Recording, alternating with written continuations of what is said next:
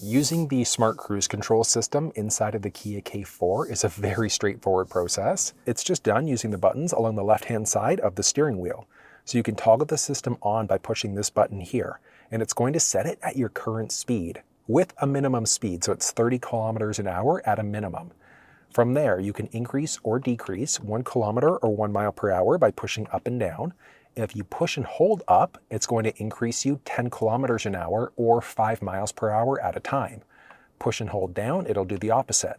You can hit the brake in order to pause your speed. You can hit the button here in order to pause your speed. And then you can hit the button again in order to resume your previously set speed. Then there's a distance indicator. So it's how close or far are you away from the vehicle that's in front of you. I want you to think of that one almost like a 1 Mississippi, 2 Mississippi for how close or far you are away from that leading vehicle. So what I normally recommend is on residential streets, just be on level 1. Highways and interstates, I normally am on level 1, but you can be level 2 or 3 depending on your own personal comfort level. So that's just going to be a matter of preference there.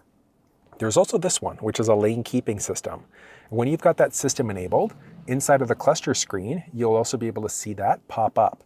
And what this one does is that if the vehicle recognizes the lane markings, it's going to keep you perfectly balanced in your lane. So it's not self-driving, but if you lose focus for a second, it's going to keep you nice and balanced and nice and centered in your lane instead. It's actually a really, really cool system. But let's go through a live demonstration and I'll show you how this actually works.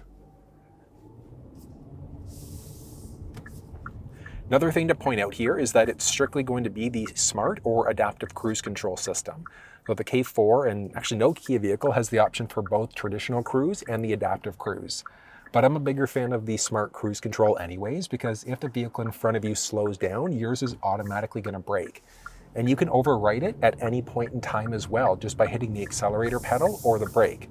So I'm going to turn it on, and it's got me set at 37. So I can increase 1 kilometer at a time, or push and hold up to go up 10. This is actually kind of perfect here. I'm going to go into this lane where there's no traffic. The reason why is because, if there's no cars in front of you, it's not going to slow you down at a red light. So that's something you have to take into consideration here. You can hit the pause button to pause your speed, push the button again to resume your previously set speed. You can hit the brake to pause your speed, or push there again. So you've got your distance indicator from there. And then we've also got our lane keep, our lane follow assist. So, I mean, the vehicle recognizes the lane markings here.